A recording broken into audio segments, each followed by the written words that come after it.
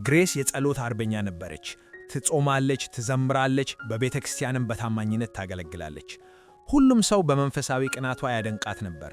ወደ እግዚአብሔርም በጣም የቀረበች እንደሆነች ያምኑ ነበር። ነገር ግን በውስጧ ግሬስ አንድ መርዝ ተሸክማ ነበር። ይህም መርዝ ይቅር አለማለት ይባላል። ይህ መርዝ እግዚአብሔር በፍርድ ቀን የሚያስፈራ ራእይ እስኪያሳያት ድረስ ዕጣ ፈንታዋን በዝምታ ይጠብቃት ነበር። የግሬስ ታሪክ በህመም ነው የጀመረው። በልጅነቷ እናቷ ሌላ ወንድ ከከትላ ትላቻት ሄደች። ያ ቁስል በፍጹም አልዳነም ነበር። ሕይወቷን ለክርስቶስ ከሰጠች በኋላም እንኳ በልቧ ቂም ይዛ ነበር። ቤተ ክርስቲያን ውስጥ ፈገግ ትላለች፣ ልቧ ግን በከባድ ሸክም የተሞላ ነበር። በምስጢሩም እናቴም በፍጹም ይቅር አልላትም ብላ ማለች። እየቆየች ስትሄድ ያ መራራነት በሕይወቷ ውስጥ መታየት ጀመረ። በቤተ ክርስቲያን ያለው ወንድ ለትዳር ሊቀርባት ሲሞክር ትገፋዋለች። ካልደወለ ታማኝ አይደለም ብላ ትከሰዋለች። ዘግይቶ ከመጣ ውሸት አምሮ ብላ ትደመድማለች። ሳታውቀው የራሷን ግንኙነቶች ታፈርስ ነበር። በሥራ ቦታ አንድ የሥራ ባልደረቧ ስለ ቤተሰብ ክደት ስታወራት ግሬስ ከማጽናናት ይልቅ ማልቀስሽን አቁሚ፣ እናቶች ሁሉም ክፉዎች ናቸው ብላ ተናገረቻት። ባልደረቧ ደነገጠች። ግሬስ ሕመሟን ሌሎችን የመረዳት ችሎታዋን እንዳሳወራት አልተረዳችም ነበር። ዕድሎችም እንኳ ከእጇ ያመልጡ ነበር። በአንድ የሥራ ቃለ መጠይቅ ላይ ግጭቶችን እንዴት ትፈቻለች ተብላ ስትጠየቅ ስለ ክደትና ስለማይታመኑ ሰዎች መጮህ ጀመረች። ፈታኞቹ በዝምታ አሰናበቷት። አሁንም መራራነት በሩን ዘጋባት። መንፈሳዊ ሕይወቷም የተሻለ አልነበረም። ግሬስ ትጾማለች፣ ትጸልያለች፣ ትጮኻለች። ሰማይ ግን የተዘጋ ይመስል ነበር። በሌሊት ጸሎት ላይ ሌሎች ምስክርነት ሲሰጡ፣ እሷ ግን ባለችበት ትረገጥ ነበር። በጸለየች ቁጥር የእናቷ ፊት ይመጣባታል። አጋንንት እየተዋጋኝ ነው ብላ አስባ ነበር። እውነተኛው ጠላት ግን በልቧ ያለው ይቅር አለማለት ነበር። አንድ ምሽት ሌላ ውድቅ የመሆን ገጠመኝ ሲገጥማት ክፍሏ ውስጥ ተሰባብራ ወደቀች። እምባዋ እየፈሰሰ ጌታ ሆይ ሕይወቴ ለምን እንዲህ ሆነ? በቂ ያልጸለዩ በታማኝነት አላገለገልኩም ብላ ጮኸች። እናም እያለቀሰች እንቅልፍ ወሰዳት። በዚያች ሌሊት ሕልም አየች። የፍርድ ቀን ራእይ ነበር። ግሬስ በታላቁ ነጭ ዙፋን ፊት ቆማለች። መላእክት ከቡታል። መጻሕፍት ተከፈቱ። የእግዚአብሔርም ድምፅ እንደ ነጎድጓድ ተሰማ። ግሬስ ሆይ ጸልየሻል፣ ጾመሻል፣ አገልግለሻል።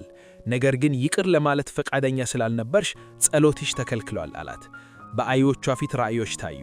ያልሰሩ ግንኙነቶች፣ የተዘጉ በሮች፣ ባዶ ጸሎቶች። ከዚያም እናቷ በመስቀሉ ስር ተንበርክካ በኢየሱስ ደም ስትታጠብ አየች። ግሬስ ግን እጆቿን አጣጥፋ ራቅ ብላ ቆማለች። እናቷን ለመልከክ አሻፍረኛለች። የእግዚአብሔር ድምፅ እንደገና አስተጋባ። እኔ እናትሽን ይቅር ብያታለሁ፣ አንቺ ግን ለምን ይቅርታን ከለከልሽው? በማቴዎስ 6:15 ለሰዎች ግን ኃጢአታችሁን ይቅር ባታደርጉ አባታችሁም ኃጢአታችሁን ይቅር አይላችሁም አላልኩም ነበርንም? ግሬስ በፍርሃት ተንበረከከች።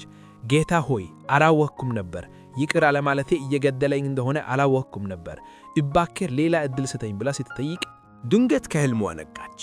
እየተንቀጠቀጠች እና በላብ ተጠምቃ ነበር።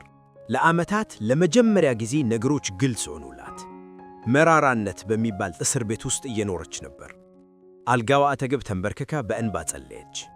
ጌታ ሆይ እናቴን ይቅር ብያለሁ፣ ለግጌያታለሁ፣ ልቤን ፈውሰው፣ በደምህ እጠበኝ፣ አንተ እንደምትወድ መውደድን አስተምረኝ።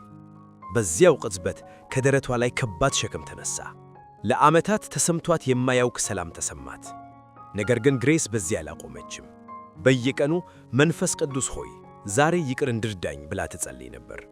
ስለ ይቅርታ የሚናገሩ ጥቅሶችን አጠናች።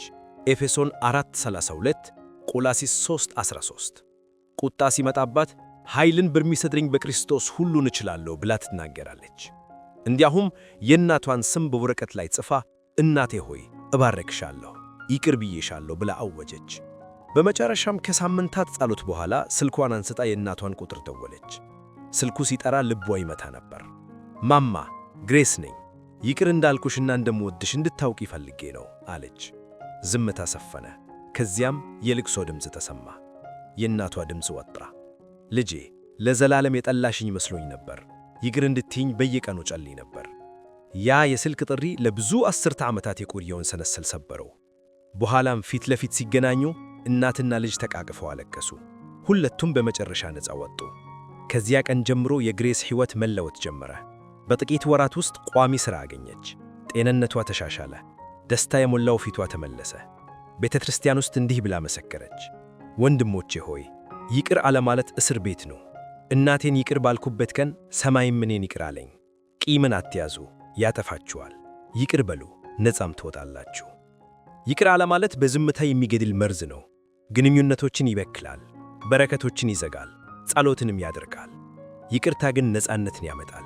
አስታውሱ፣ ይቅርታ ስለ እነሱ ሳይሆን ስለ እርሶ ነው። ይቅር ማለት እርሶን ነፃ ያደርገዋል።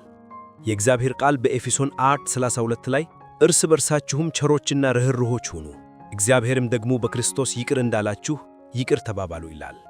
እንጸልይ። አባት ሆይ፣ አሁን የሚሰሙትን ሁሉ በፊትህ አነሳለሁ። የመራራነትን ሰነሰል ከልባቸው ስበር። የጎዷቸውን ይቅር እንዲሉ ጸጋን ስጣቸው። ፈውስህ ይፍሰስ። ሰላማቸውን፣ ደስታቸውንና ዕጣ ፈንታቸውን በኢየሱስ ስም ይመለስ። አሜን።